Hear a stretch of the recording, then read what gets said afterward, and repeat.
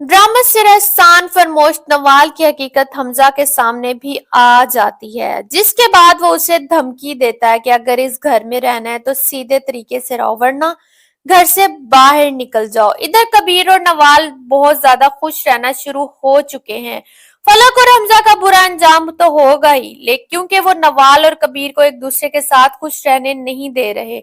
आने वाली किस्त में आप सभी दोस्त देखेंगे नवाल कबीर को वक्त दे रहा है, वो दोनों एक दूसरे के साथ खुश तो हैं ही। नवाल ने भी सब कुछ भुलाकर कबीर को एक्सेप्ट कर लिया है। हमजा के साथ जो भी वक्त गुजारा था ना, इस वक्त तो वो समझती है कि जिंदगी में जाया ही कर दिया। कबीर के कांधे के ऊपर जैसे ही रात के वक्त हाथ रखती है तो यहाँ पर नवाल का हाथ कबीर भी पकड़ ही लेता है। बहुत ज्यादा रोमांटिक सीन होता है। कितना खुश होता है कि सोचों में गुम होता है और उसे वो वक्त याद आ जाता है जब इसने फलक का हाथ थामा था और उसे कहा था कि आज मैं बहुत ज्यादा खुश हूँ, इतना खुश कि मैं बता भी नहीं सकता। मुझे इस बात का शिद्दत से एहसास हो रहा है कि तुम जरूर मेरी नेकी का कोई सिलाओ, लेकिन हकीकत वो नहीं थी। कबीर और नवाल के साथ ही सबसे बेहतरीन साथ था।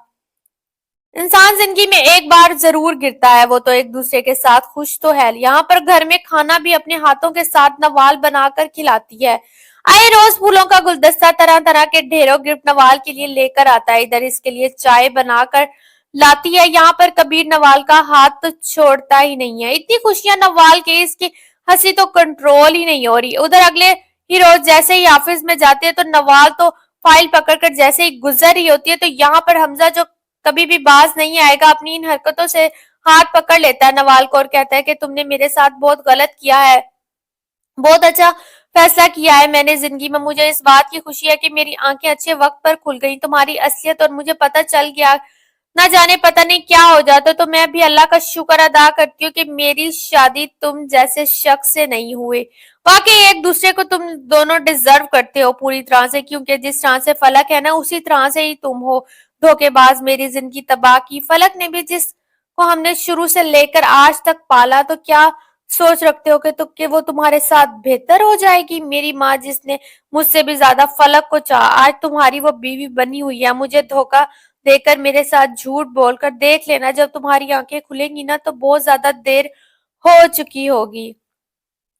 इधर फलक का रोज घर से बाहर जाना हमजा से ये बात बिल्कुल बर्दाश्त नहीं होती। इस बार वो खुली खुली सुना ही देता है। फलक को भी कहता है कि कल से तुम ऑफिस नहीं जाओगी और घर में ही रहोगी, इसमें तुम्हारी बेहतरी है। फलक जैसे ये गुलामी बिल्कुल भी बर्दाश्त नहीं है। वो तो शुरू से लेकर आज तक आजादाना तरीके के साथ जिंदगी गुजारना चाहती थी, लेकिन आज दोबारा से हमजा के साथ फंस चुकी है। इधर चाय पी रही होती है, इसके पास नवीन आ जाती है। नवीन तो बच्ची है, उसे जरा भी समझ नहीं है, लेकिन पलक, जो बच्चों से भी बड़ी बच्ची बनने की कोशिश कर रही होती है, नाजो नखरे दिखा रही होती है। यहाँ पर चाय जैसे ही पी रही होती है तो नवीन उसे हाथ मार देती है और यहाँ पर वो गर्म चाय फलक के ऊपर गिर जाती है।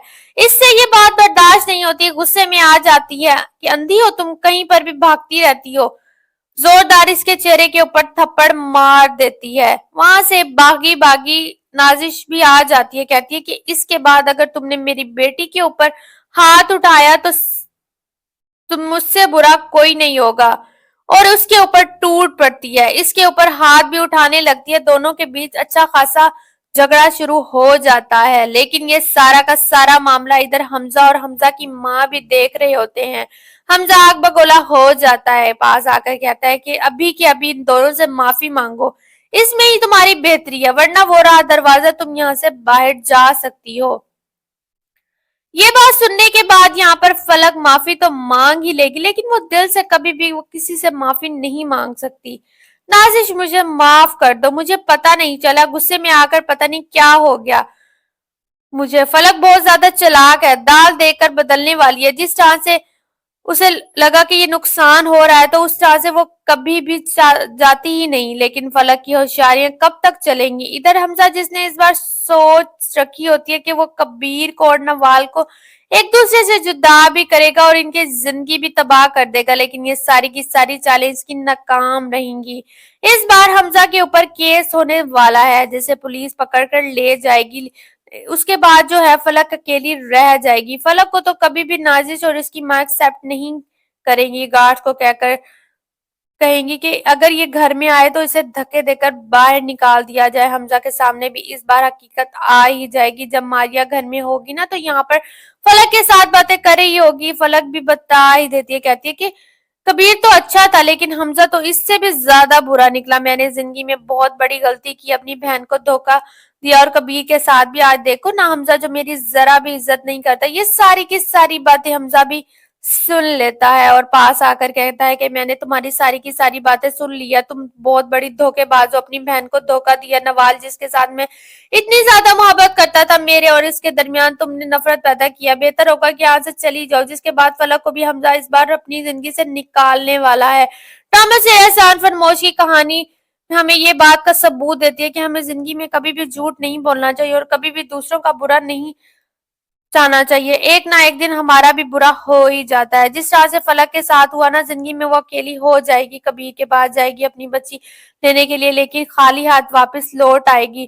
فلک کو گندی موت مرتا دیکھ کر آپ سبھی دوستوں کو کیسا لگا؟ نوال اور کبیر ایک دوسرے کے ساتھ بہت خوش ہے۔